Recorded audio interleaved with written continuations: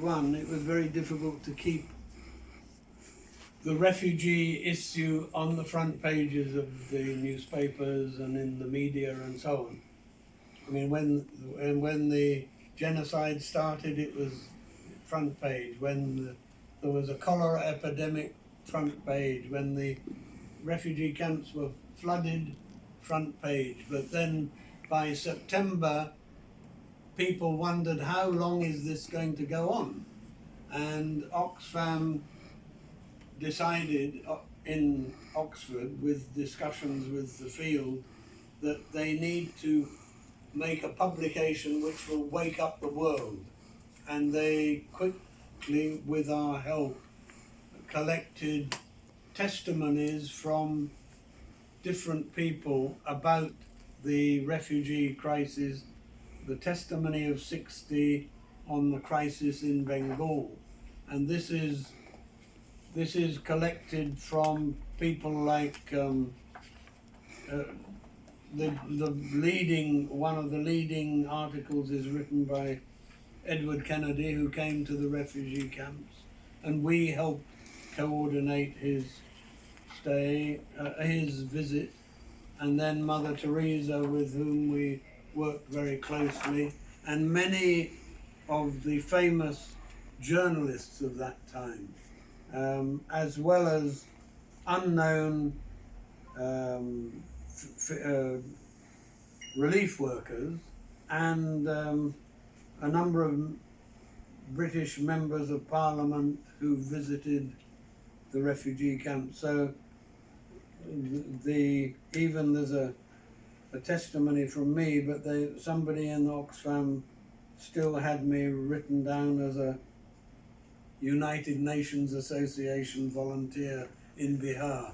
But so this was published on October the 21st, 1971, and it was handed into Downing Street, and it was an appeal for certain action to be taken and funds to be released, and then it was distributed at the UN General Assembly to all the ambassadors, and it went to many countries. And so I don't know why, but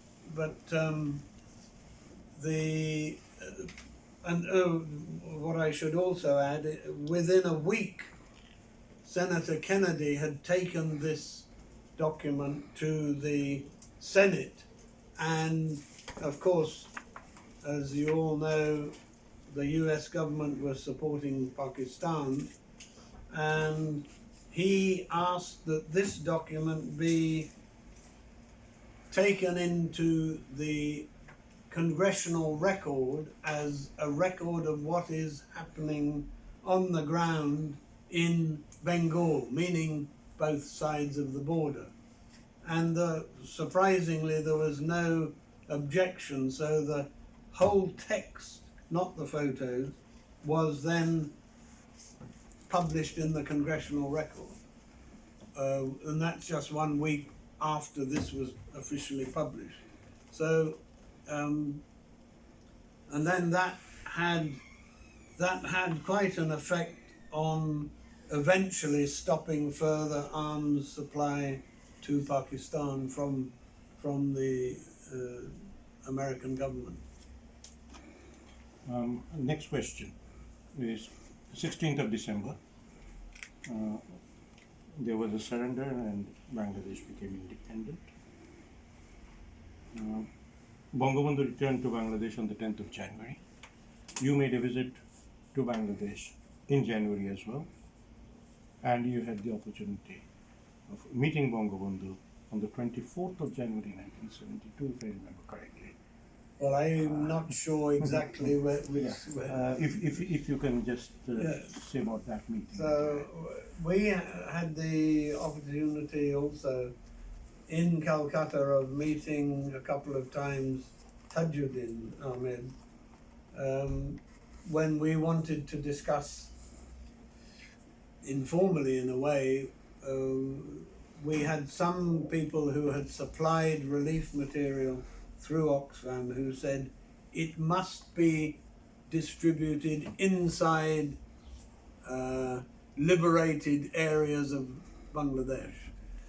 Well, Oxfam, as a non-political organisation, we were only meant to be dealing with refugees in India, but we managed to make some sort of deal with the help of Tajuddin.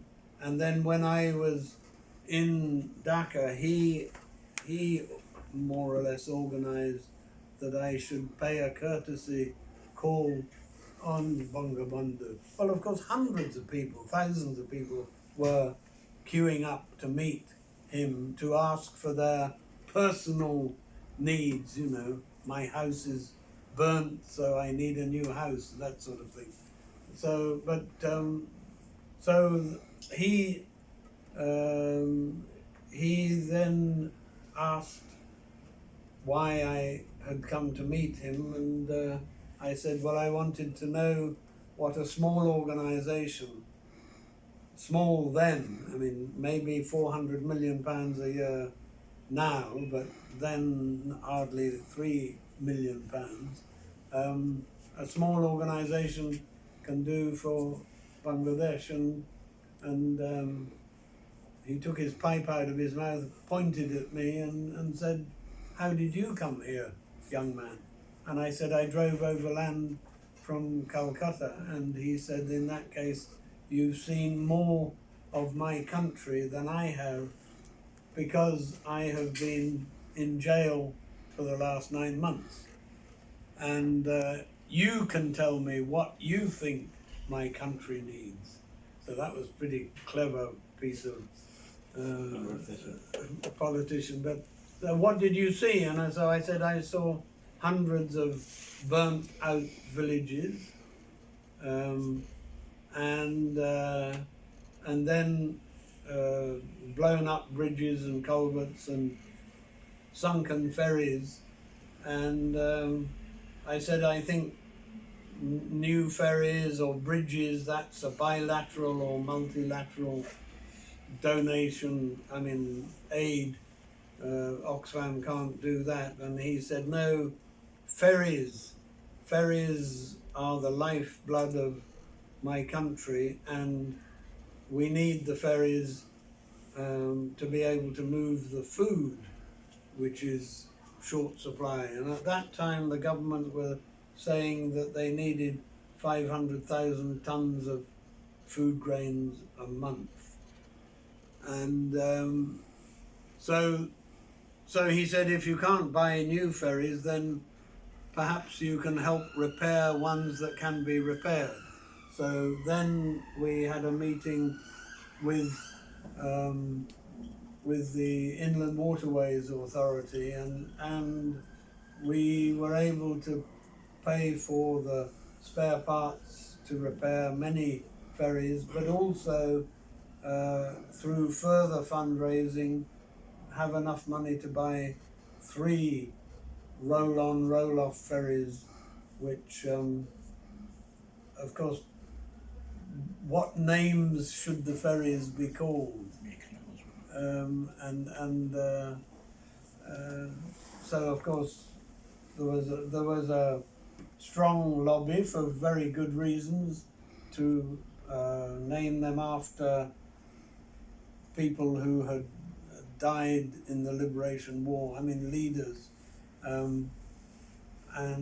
in the end, particularly with Raymond, the French-Canadian influence, who loved Bangladeshi culture and language and music, he said perhaps you can name them after flowers.